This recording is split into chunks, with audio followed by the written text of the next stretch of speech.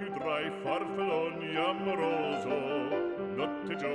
know, during this series I've fired a few cheap shots over the bow of the Italians just for a cheap laugh, and I need to apologise for that and set the record straight. I really do not dislike Italians. In fact, I quite like it. I love Italians. I love everybody. But my grandfather, oh my God, he and I were in Italy and we were at a local market. There was one of those organ grinders there with a monkey, and my grandfather said, "I bloody hate Italians." And then he gave the monkey a biscuit. And I said, "I thought you said you hate Italians." He said, "I do, but their kids are cute when they're little."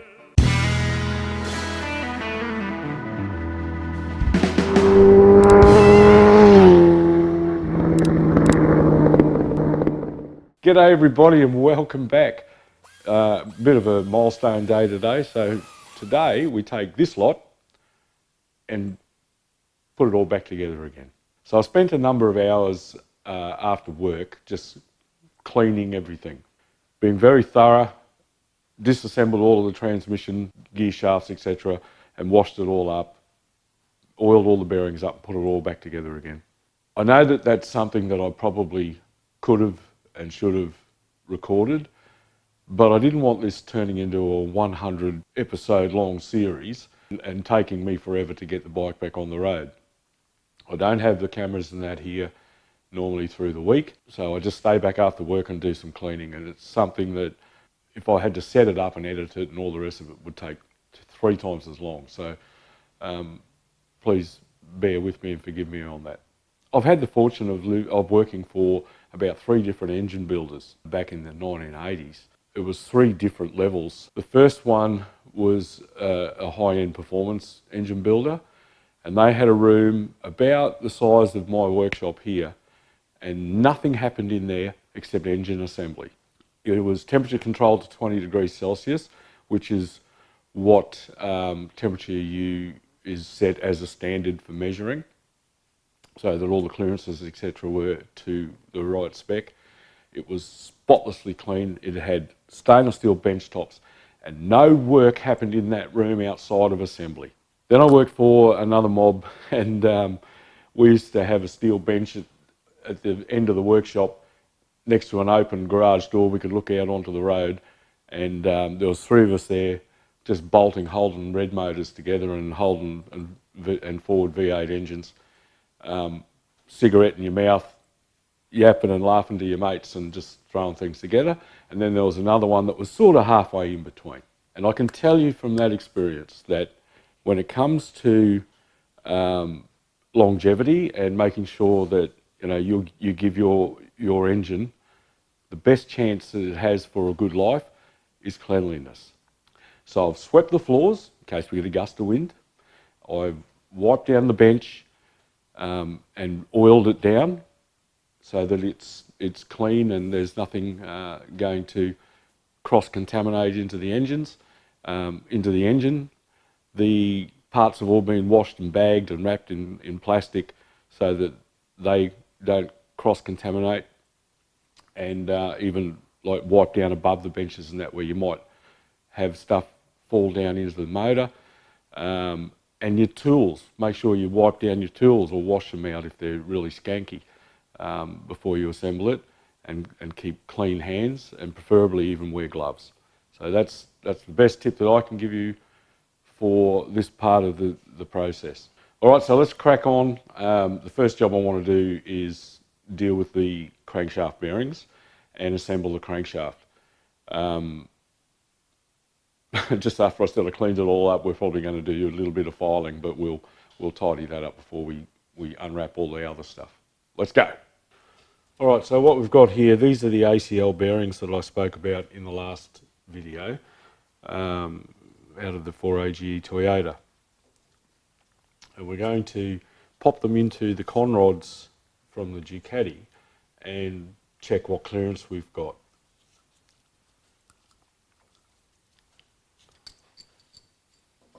So these are the original factory ones, and they're still in very good condition. So I'm looking after them. They've been cleaned.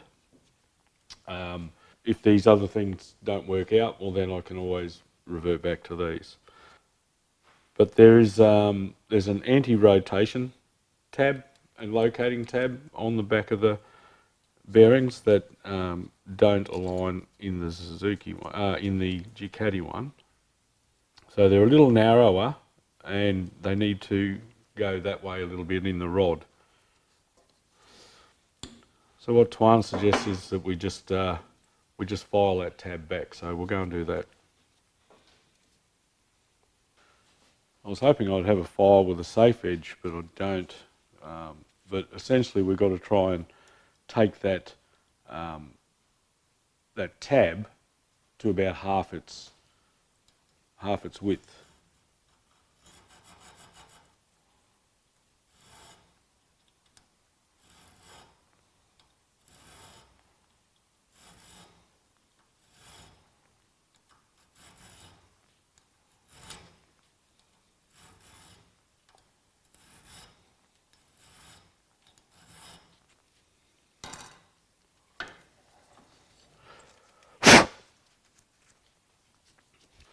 I think that looks pretty good. So we've centralised it in the rod. Just needs a little slither off it.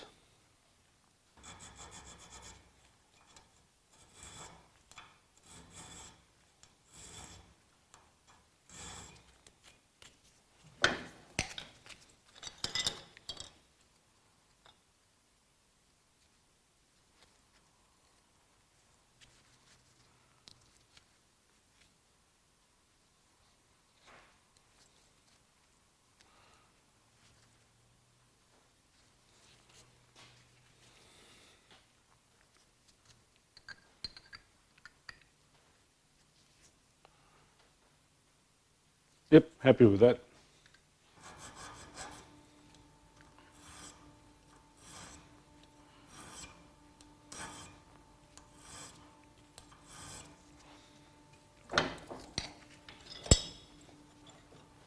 So essentially we're reducing this tab by about half its width.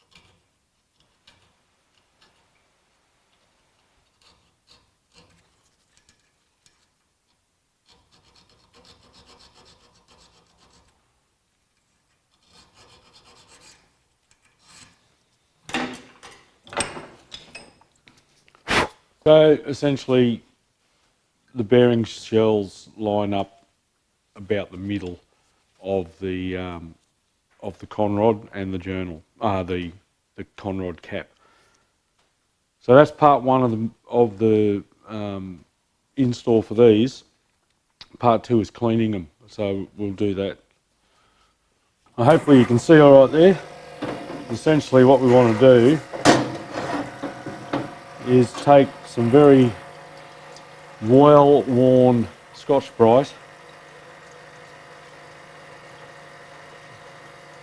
and rub it's got some sort of Ensis coating or something on there, protective coating, not the actual bearing surface itself. Now I can understand this will freak a few people out.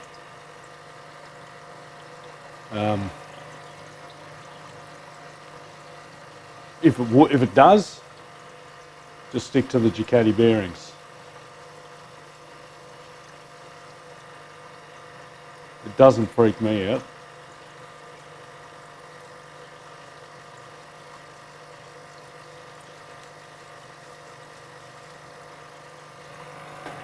But if in doubt and all of that,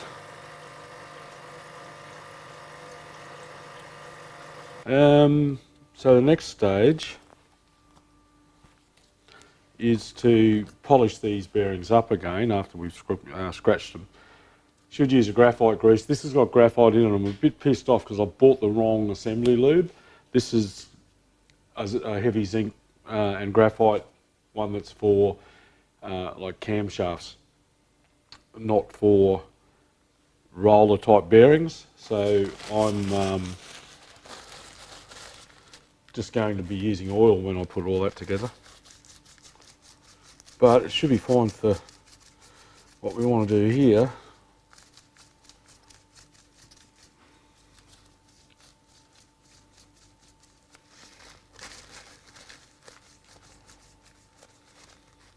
Yes.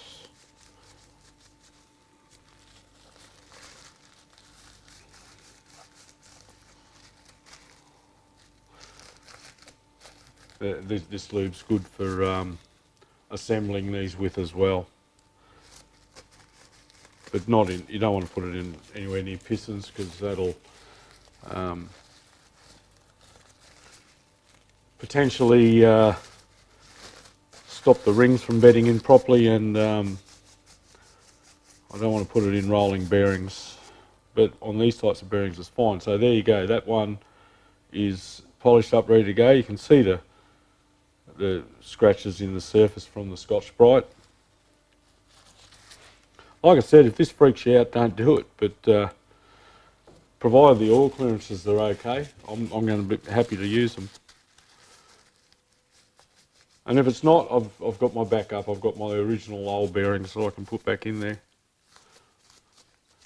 I was just having a quick look a minute ago at the YouTube Studio app, and there was a comment, somebody asking, they've got an engine and part at the moment and they were just going to reuse their old bearings. Is it okay? You might want to check your clearances and make sure the surfaces aren't scratched to buggery. This is one of the original shells. I barely even got the coating worn off them out of my engine. So I don't really need to be doing this, but while you're in there, you might as well put new bearings in. Then you've got, you know, peace of mind that they're going to be good for forevermore. Well, till the engine's completely cactus. All right, that's two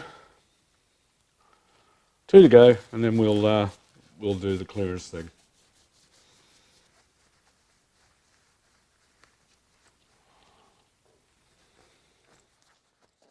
Okay, in the earlier video, the last video I did, I mentioned that this was a B crank and B rods. How do I know that?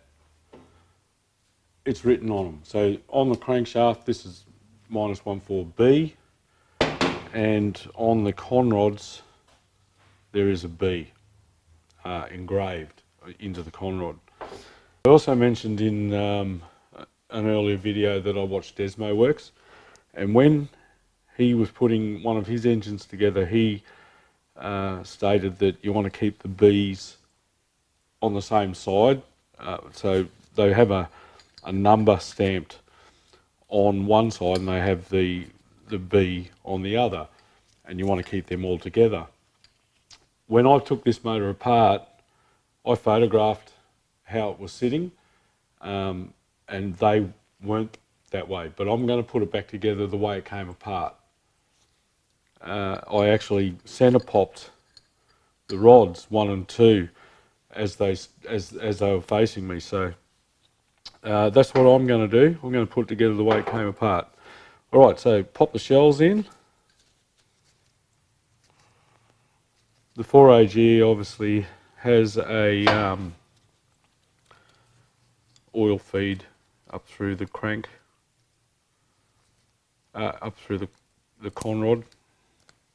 On the crankshaft, this one went on the left hand side.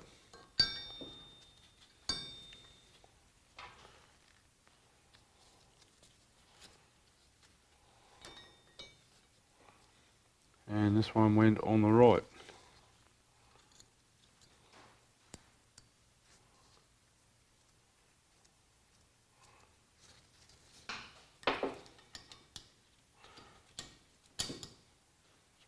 put a gudgeon pin in there to keep it all together for now. Plastigauge.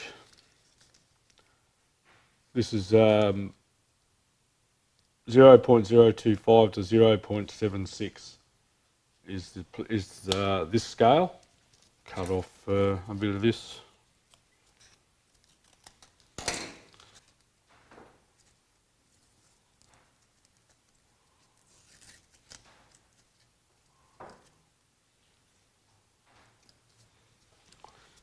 Just going to take my gloves off for this bit because it's a bit fiddly. It's very, very thin plastigauge, this one. Try that again. Terribly packaged. They've always done it this way. Only needs to be as wide as the width of the journal.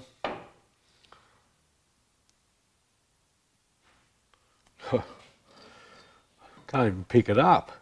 It's like a hair.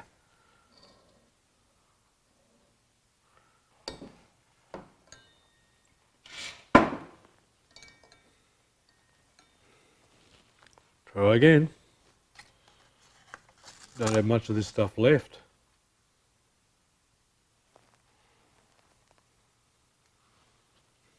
Trapped. Oh man, that plastigauge is terrible. It's so thin, it's like a hair, and I just moved it. I didn't want to move it. But this goes down in 3 stages. 20 Newton meters, 35, 67.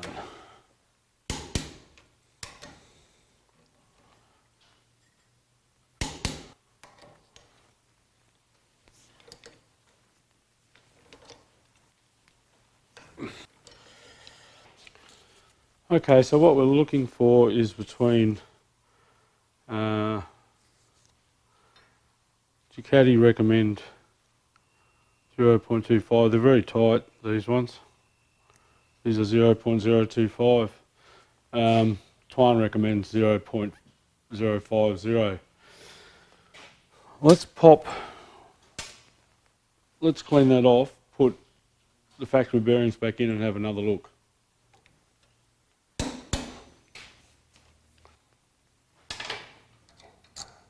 That looks better.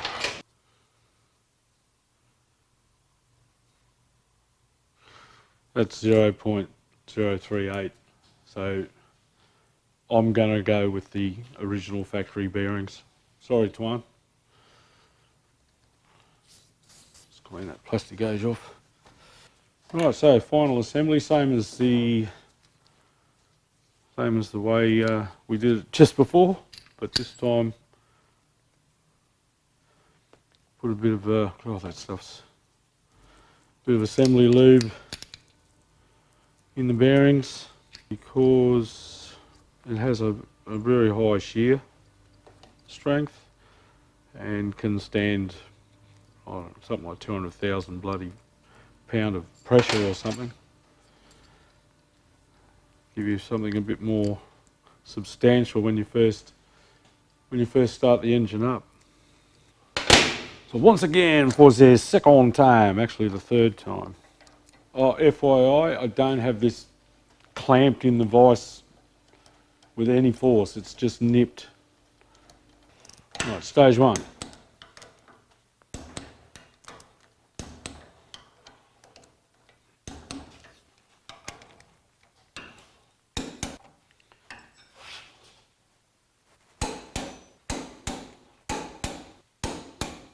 All right.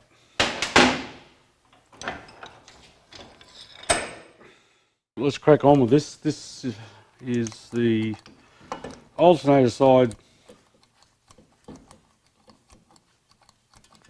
or the right hand side crankcase.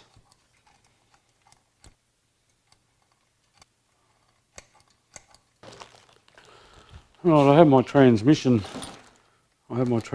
here. My gearbox all cleaned.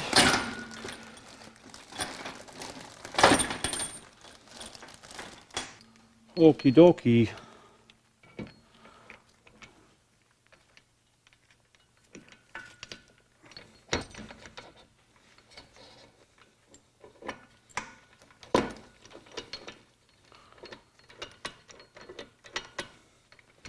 Now what I did was I disassembled these shafts and washed everything and lubricated it all when I put it all back together, but we still, just run a bit of oil through everything.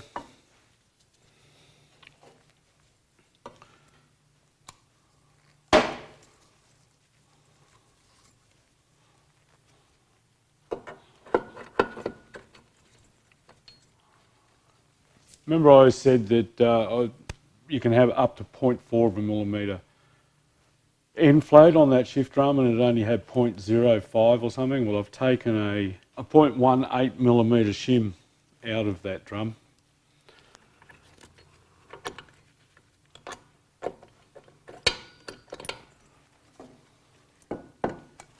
Two of the shift forks are the same and one is different, and so it's very easy to put this together. You don't, you'd have to be pretty unlucky to put it together wrong.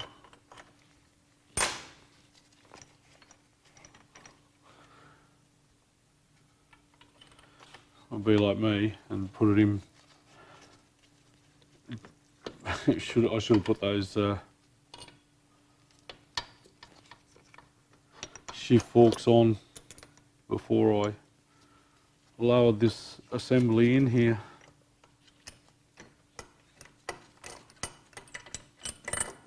Or maybe I can just take the drum out. Yeah, that's the go.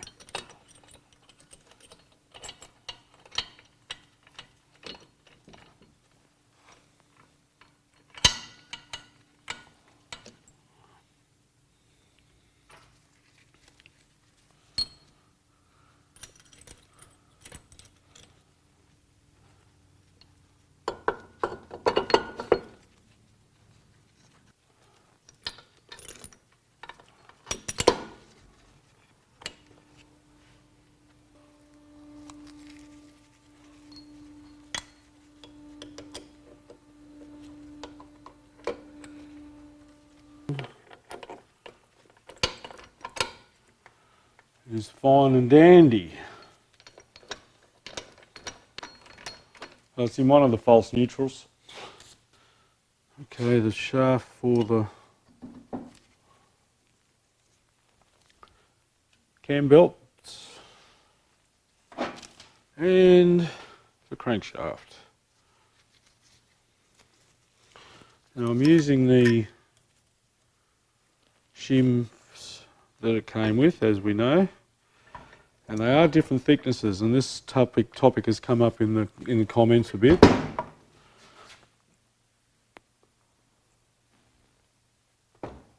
Because you do need to find the centre. There can and usually is a discrepancy between the centre of the crankcase and the face of that bearing. So you measure both cases and then you take your total shim size that you require and subtract the difference between the two, and that'll split the shims as to which side needs to be a thicker shim than the other. Right, have we got anything else in there? I don't think we have. Oh, only the, I've cocked up there a bit. There's the pressure relief valve, but that can go in from the outside, and I haven't removed the plug for it, so I'll do that. I'll put it on. I'll put it on from the outside when we have got the case together. But I think that's it. We just lower the. We just make sure that we've got no oil on here. We put our 3-bond on, and then we put the cases together. I decided I would try and just put the relief valve in as it is. Of course, it's important that your cases are dry, free of oil, free of any debris, and we're trying to get a bead all the way around. all the bolt holes. I'm just going to do it on all of the machine surfaces where the gasket would normally have sat. I have prepped the other side. It's got oil in it. The bearing sleeve is in the bearing.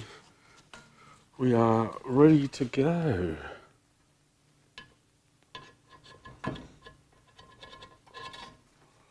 Just going to watch that relief valve. Yeah.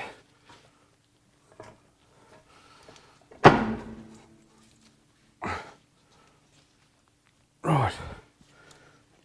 Cases are together. Now I need to flip it over so I can put the bolts in. Okay. Yes. Brad the bike boy pointed out at one point that you need to make sure that's tight, which I've done. Thanks, Brad.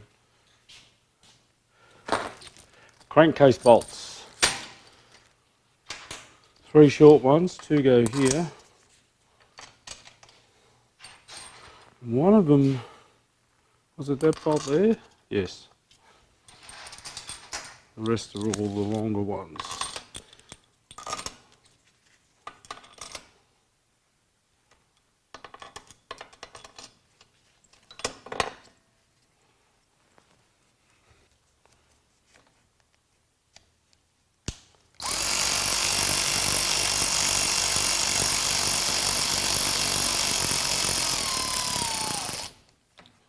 I strongly advise you don't use power tools when you're assembling things like this. Right, now these bad boys go down to 25 Newton meters.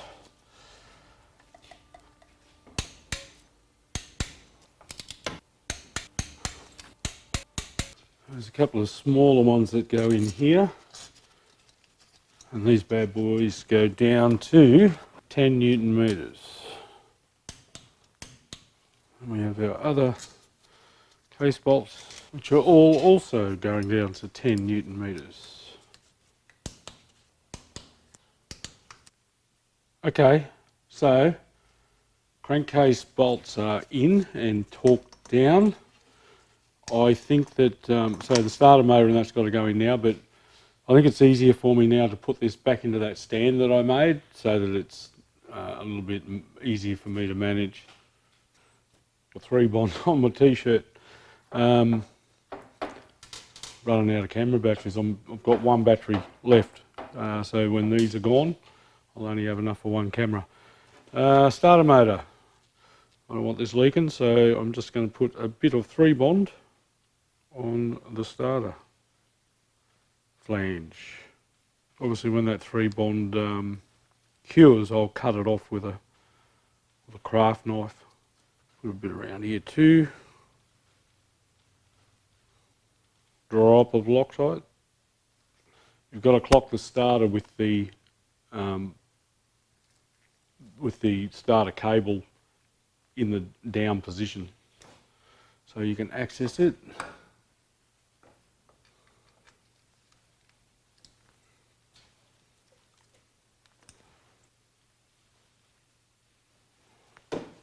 And there's one just on the outside of the case here. 10 Newton meters. Okie dokie. Starter is in and clocked in the right orientation. Now we're sort of building from the inside back out again, so we want to put this this starter motor intermediate gear on.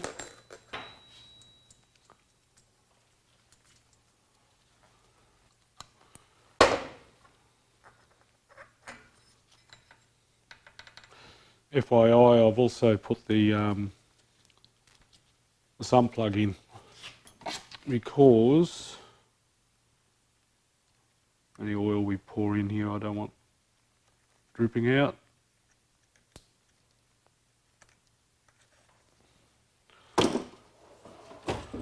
Okay, that's that dude. This all gets a bit big, so I think I'll put the gear selector in now. This is all, I'm not quite sure how this is, there is a setup procedure for this.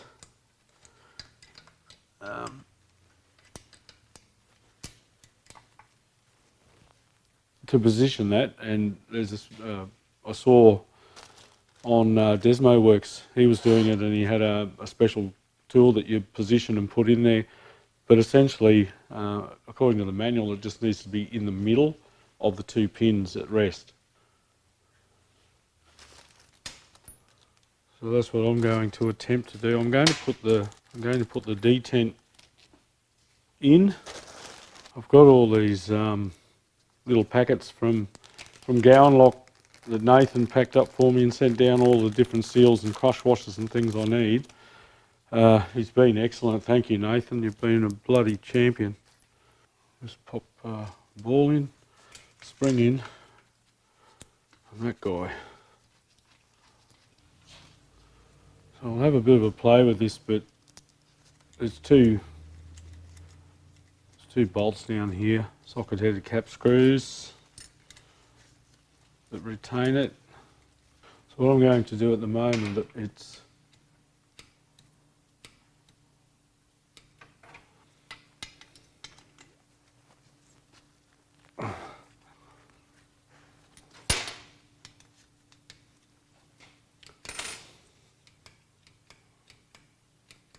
you can see I can move that whole assembly, and it goes forward and then back and then forward and then back.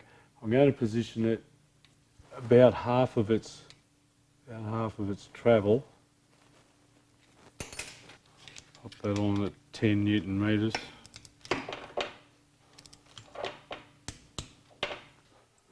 Okay, in the interests of saving bloody camera batteries, I've bolted in the selector. Now I've even put a pair of grips on the back of the shaft there where it doesn't run in a seal or anything, and ratcheted it through the gears, and it's fine. The setting I used was, I'm not sure whether or not, let me just reposition this camera. There is a line on that, geez, I don't know whether you're going to be able to see it. There is a line on the selector that I've lined up with the centre of the pin, and that seems to be the sweet spot, and torqued up the bolts obviously. Alright, moving along, I think we need to put this guy on. And this one was reasonably simple. It had a Woodruff key.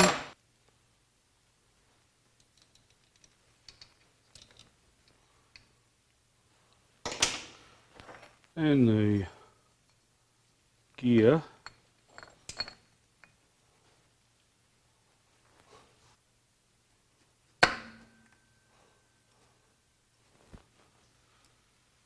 Key goes in the back of that one. So there's a timing mark.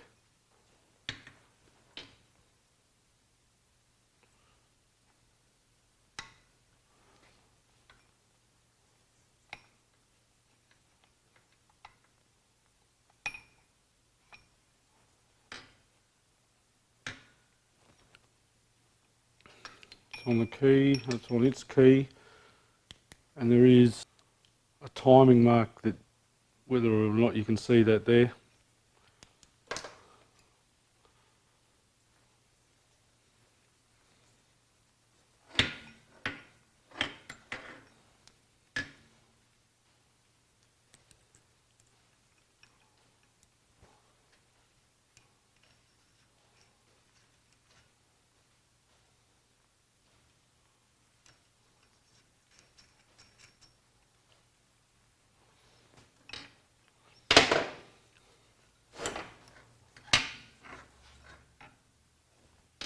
Bingo. Well, this one's got to go to 45 Newton meters. I've just jammed a bit of copper in there to stop it all rotating. Hopefully that works all right. And it does. Now, you don't have to do this, but I just like to mark that I have actually torqued that. Okay, so that's that dude. This one's sitting on and timed. I'll just bring that washer in, I think.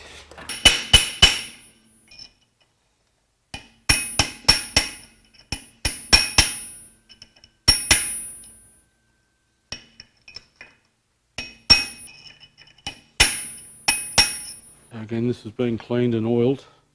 There's a couple of bits here. There's a shim. There's that guy, and then there is a shim behind there, and I think it's probably easier to put them on now. Oh, hang on. Oh, there's going to be a timing thing here, of course, and I'm tipping. It's with that keyway. There's a mark there, but there's no mark on the shaft. No corresponding mark on the splined area that I can see, so my presumption is it has to align with the key. But before we go any further, read the effing manual. Yeah, check the manual. And also, there's actually a witness on the back of the rotor as well, so happy days. I know it's going in the right spot. And on this bike, it's 186 Newton meters. So she's got some mumbo. I've got a brand new 30mm deep socket so that I can, oh my godfather, so I can do up the one on the clutch side on the taper that I had so much fun with. Oh, got him. Oh, any wonder Ducati make a special tool to hold that alternator. Whew.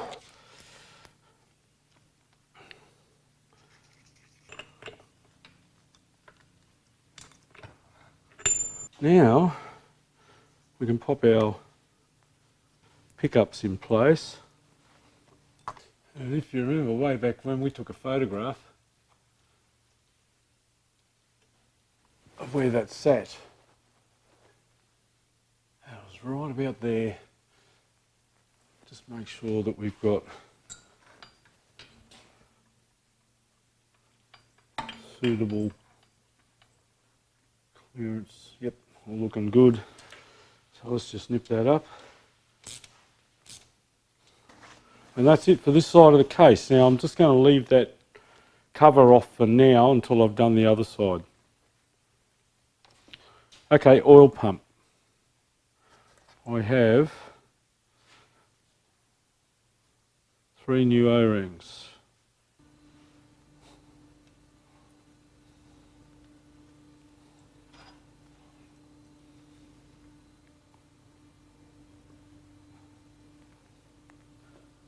Now, as for the pump itself, I've stripped it, cleaned it, and it's got a bit of oil in it.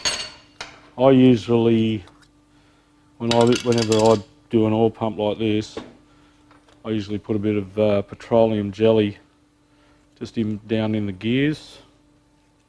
Just helps to prime it, and it doesn't do any harm to the motor engine, to the engine.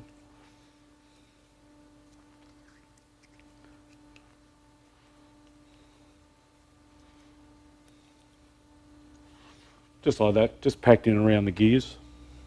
Because we've got to get that bugger there lined up, don't we? On une primary gear, how hard's that going to be? Yeah, primary gear's going on. Primary gear's going on first. So of course there was a key that goes on the top of the shaft. And then the gear goes on and goes on the taper. Washer. Oh, the tab washer and the nut. This nut looks like it's got a machined shoulder on one side, or machined face.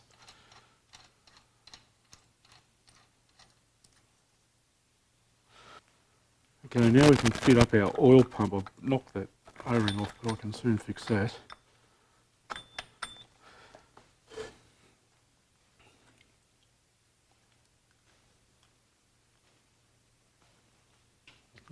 Engages with the cover. Okay, so we've got two M8 bolts and one M6 retaining, 10 Newton meters, 25 Newton meters,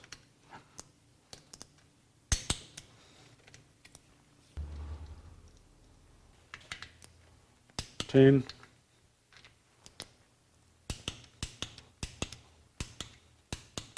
right, input shaft.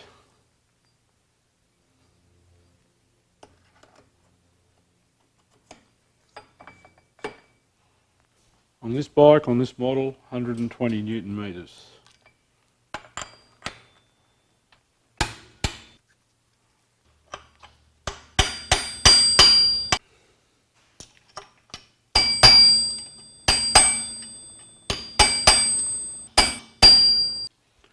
Primer gear done.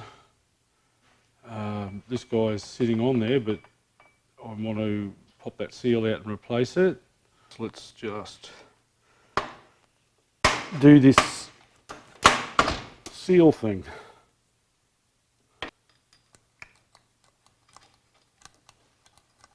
And get this cover on.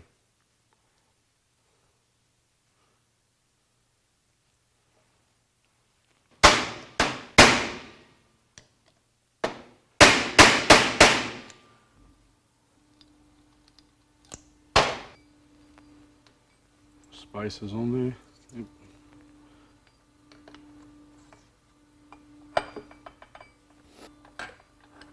Doesn't look like there's any timing at all on that, and I wouldn't imagine there'd need to be. Right, 3 bond.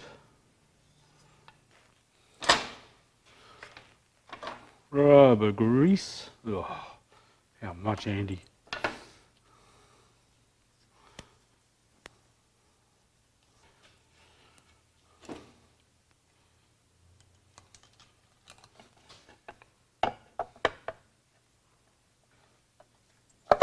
There we go.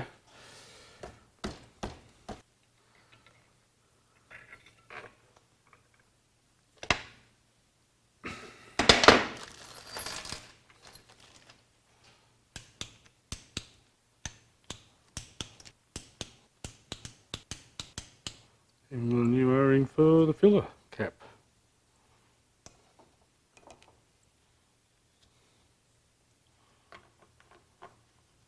Okay, time for the cam belt pulleys. So there's 2 Woodruff keys. First pulley on. Ah, wrong way.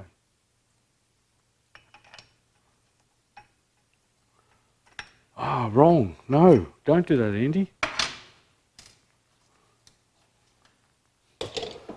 There's a wire clip that goes on here. Why wasn't it a pain in the ass to get off? I don't have the right type of circlip pliers for this job.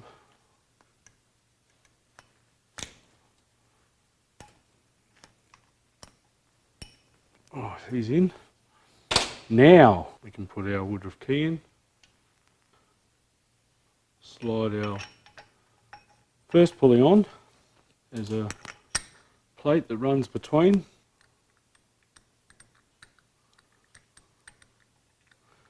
Ah, come on, you Jesus thing.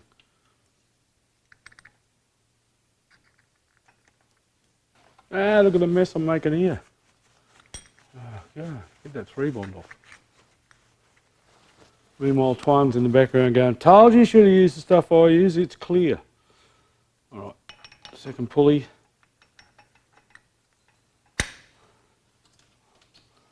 washer.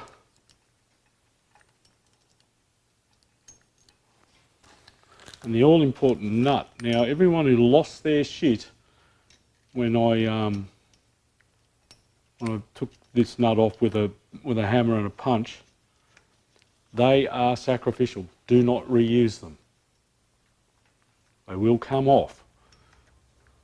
And what I've done, I hope this works. I've made a socket to fit it, and it's only got to get this up to 65 Newton meters once. Just going to jam our piece of copper in the other side. Which way are we going with that? That comes back that way.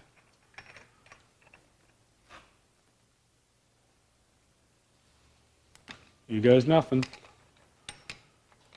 Got to take it up on the elastic, on its locking type. I wish it wasn't this long. Yes! Success! Alright, last bit. We'll put this cover on. I'll just pop a bit of 3-bond on her. Okay.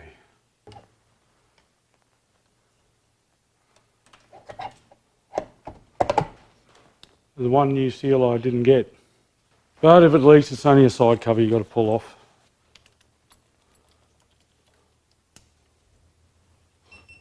Oh no, we're losing cameras. Quick, 10 Newton meters. We're done. I'm going to wrap this in plastic, take it home and wait for the heads. Why are we waiting for the heads? Because the valve that we need is on back order from Italy. And the lead time is, it could be as long as 6 weeks. So we're hoping that we're going to see it next week, or the week after, or the week after that. I reckon I've got the wrong one there.